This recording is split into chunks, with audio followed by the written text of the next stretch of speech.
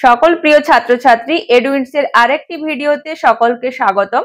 আজকে আমরা দশম শ্রেণীর ইতিহাস বিষয়ের দ্বিতীয় অধ্যায় পত্রপত্রিকা টপিক থেকে একটি গুরুত্বপূর্ণ পত্রিকা বামাবোধিনী পত্রিকা সম্পর্কে আলোচনা করে নেব। 19 শতকের প্রথম দিকে সামাজিক এবং পারিবারিক কারণে বাংলার নারীদের অবস্থা খুব সংকটজনক ছিল। এই দুরবস্থা থেকে নারীদের উদ্ধার কাজে বামাবোধিনী পত্রিকা প্রচার কাজ চালায়। প্রকৃতপক্ষ থেকে এই সময় থেকেই শুরু হয়েছিল বন্দিনী বামা মুক্তির যুগ। প্রকাশকাল নারীদের জন্য সম্পূর্ণ বাংলা ভাষায় প্রথম মাসিক পত্রিকা হিসেবে 1863 খ্রিস্টাব্দের অগাস্ট মাসে প্রকাশিত হয় বামাবোধিনী পত্রিকা। এই পত্রিকার প্রথম প্রকাশক এবং সম্পাদক ছিলেন উমেশচন্দ্র দত্ত। আলোচ্য বিষয়বস্তু। এই পত্রিকার প্রধান আলোচ্য বিষয়বস্তুগুলির মধ্যে ছিল ধর্ম, নীতিশাস্ত্র, বিজ্ঞান, ইতিহাস, ঘরোয়া চিকিৎসা, শিশু পরিচর্যা, স্বাস্থ্য শিক্ষা এবং ভাষা শিক্ষা, যাতে নারীদের তাদের নারী মুক্তি আন্দোলনের জন্য এইসব শিক্ষায় শিক্ষিত করা হয়েছিল এই সময় কাল থেকে। বামাবোধিনী পত্রিকার উদ্দেশ্য। এই পত্রিকার মূল উদ্দেশ্যগুলিকে আমরা নিম্নলিখিত আকারে তুলে ধরতে পারি। মূল উদ্দেশ্য ছিল নারী শিক্ষার বিস্তার ঘটানো এবং নারীদের শিক্ষিত করে তোলা, বিভিন্ন সামাজিক কুসংস্কার সম্পর্কে নারীদের সচেতন করে তোলা, নারীদের সচেতনতা বৃদ্ধি করে তাদের অধিকার মর্যাদা আদায়ের ক্ষেত্রে যোগ্য করে তোলা, নারীদের যে কোনো গৌরবোজ্জ্বল কাজের জন্য সংবাদ প্রকাশ করে তাদের উৎসাহিত করে তোলা এবং নারী জাতির সর্বাঙ্গীন উন্নতি সাধন করা। বামাবোধিনী পত্রিকার মূল বৈশিষ্ট্যগুলির মধ্যে ছিল 19 শতাব্দীর দ্বিতীয়ার্ধে প্রকাশিত বামাবোধিনী পত্রিকা ছিল একটি নারী কেন্দ্রিক পত্রিকা।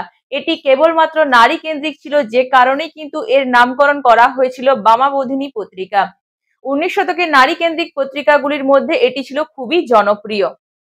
প্রথম দিকে এই পত্রিকাগুলি পুরুষেরা যাবতীয় লেখাগুলি লিখতেন এবং শেষের দিকে অবশ্যই নারীরা বামাবোধিনী পত্রিকাতে লিখতেন, এ বিষয়ে এগিয়ে এসেছিলেন। পরবর্তীকালে নারীরাও এ বিষয়ে আগ্রহ দেখিয়েছিলেন লেখার কাজে।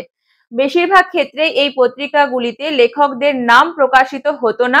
যেহেতু বেশিরভাগ লেখা পুরুষেরা লিখতেন, তাই এক্ষেত্রে ছদ্মনাম ব্যবহার করতেন।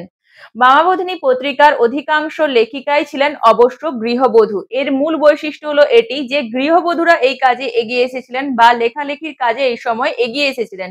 এর দ্বারা আমরা বুঝতে পারি যে 19 শতকের নবজাগরণ কতখানি ঘটেছিল বা নারী চেতনা কতখানি ঘটেছিল।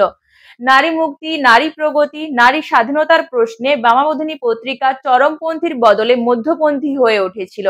এর মূল উদ্দেশ্য বা লক্ষ্য ছিল নারীদের সুগৃহিণী, আদর্শ পত্নী বা সুমাতা হতে উৎসাহিত করে তোলা। বামাবোধিনী পত্রিকার মূল গুরুত্ব হলো 20 শতাব্দীতে শিক্ষা, সাহিত্য, জাতীয় মুক্তি আন্দোলনে যে কয়েকজন বিশেষ কৃতিত্ব সম্পন্ন নারীর উপস্থিতি আমরা লক্ষ্য করি, তার পশ্চাৎপটে এই রচনা বা বামাবোধিনী পত্রিকা গুরুত্বপূর্ণ ভূমিকা লাভ করে।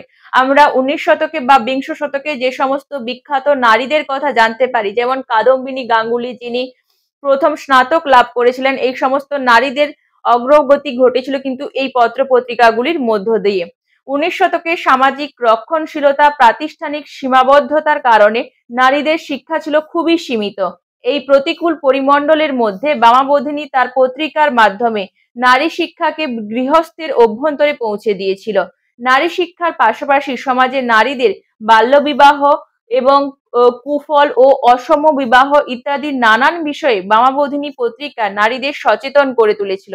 এইভাবে আমরা দেখতে পাই যে 19 শতকে প্রাতিষ্ঠানিক সীমাবদ্ধতা, রক্ষণশীলতাকে অতিক্রম করে বামাবোধিনী পত্রিকা নারী শিক্ষার প্রসারে নারী সমাজে গৃহশিক্ষকের ভূমিকা পালন করেছিলেন। এটি ছিল একটি গুরুত্বপূর্ণ মূল বৈশিষ্ট্য যে এই সময় নারী বামাবোধিনী পত্রিকা একটি গৃহশিক্ষকের ভূমিকা পালন করেছিল।